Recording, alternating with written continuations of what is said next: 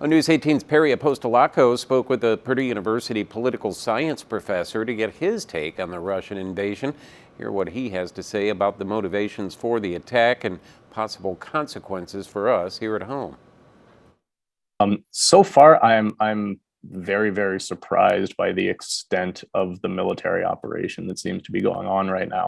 Kyle Haynes, associate professor of political science at Purdue University, says Russia has multiple motivations for invading their neighbor Ukraine, but power is one of them.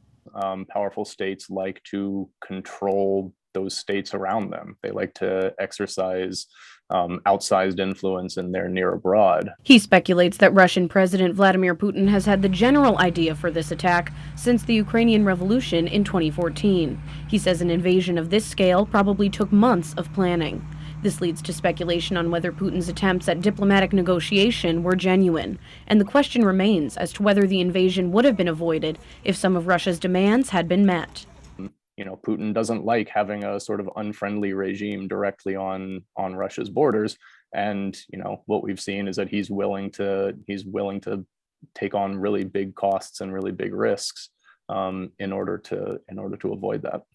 He says the sanctions that the U.S. and its allies have imposed on Russia will impact prices of things Russia exports, like gas and grain, here at home. This has been called the most significant military event since World War II in Europe, and the world and technology has changed since then. Haynes says the implications of cyber attacks could be unprecedented.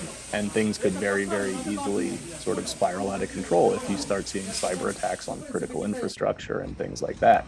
I don't think that's likely, but I also think that this is a pretty new realm where we don't really fully understand how these types of dynamics work. Reporting in West Lafayette, Perry Apostolakos, News 18.